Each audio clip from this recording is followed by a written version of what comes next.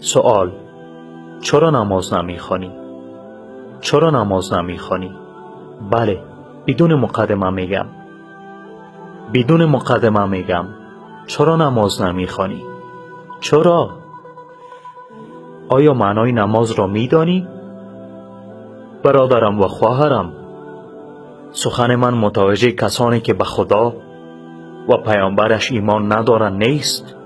سخنم متوجه کسانی است که میگویند لا اله الا الله محمد رسول الله. سخنم متوجه فرد مکلف، بالغ، عاقل که صدای اذان را میشنود و هیچ مانعی برای نماز خواندن ندارد. سخنم متوجه این افراد است. چرا نماز نمیخوانی؟ فقط یک سوال از شما میپرسم: چرا نماز نمیخوانید؟ روزی که در برابر پروردگار متعال قرار میگیری چی خواهی گفت؟ خداوند متعال روز 5 مرتبه شما را مخاطب قرار داده و میگوید بشتابید به سوی نماز، بشتابید به سوی رستگاری. و در نماز فجر هشدار دیگری نیز بر این دو افزوده است که نماز بهتر از خواب است. اما با وجود تمام اینها باز هم افرادی هستند که نماز نمیگذارند. واقعا در داور است نماز نمیخوانند. نماز را برپا دارید و با برده های خود به خوبی رفتار کنید.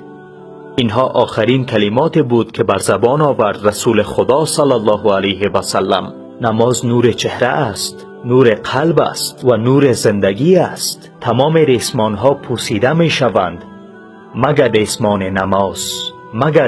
نماز. برادرم و خواهرم، مواظب باش که ریسمان میان خود و پروردگارت را پاره نکنی. نماز دروازه است که همیشه باز است. تمام درها میپوسند مگر این در، پس آن را نبند. گمان مکن که اگر صدقه بدهی اما نماز نخوانی صدقاتت برایت مثمر ثمر خواهد شد.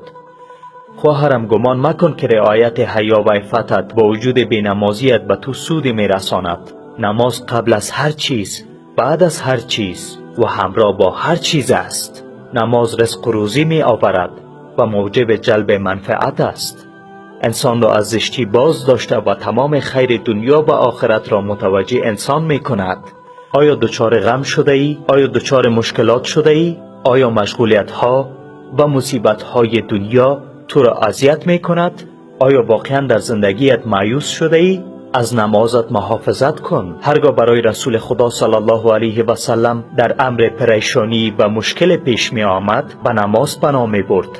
لذت بخشترین، زیباترین و لطیفترین لحظات زندگی دنیا زمانی است که سر به سجده نهاده و به پروردگار تقرب می جویی. رسول خدا صلی الله علیه و سلم می فرماید نزدیکترین حالت میان بنده و پروردگار متعال زمان سجده است. ای کسی که گرفتار گناهانی، ای کسی که می خواهی از شر گناهان نجات یابی، به نماز پناه ببر.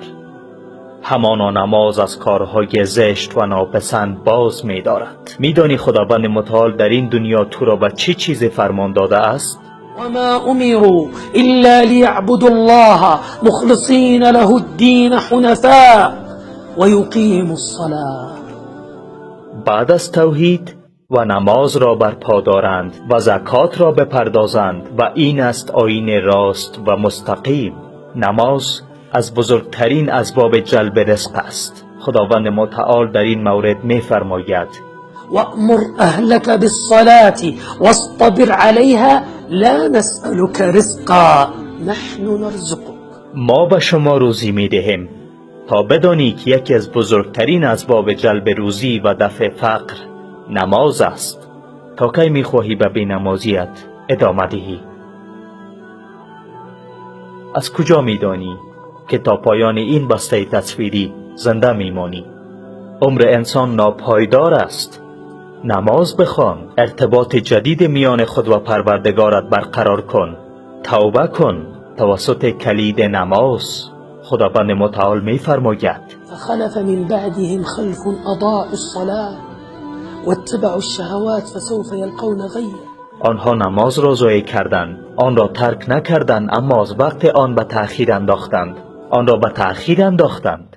غی یک وادی عمیق در جهنم است که بوی بسیار بد دارد و بسیار جای ناپاک است که جهنمیان را وارد آن می کنند و تمام وادی های جهنم از شدت حرارت این وادی پناه می برند. این عذاب برای کسی است که نماز را از وقت آن به تأخیر اندازد. حال چه فکر می کنی در مورد عذاب کسی که آن را ترک کند؟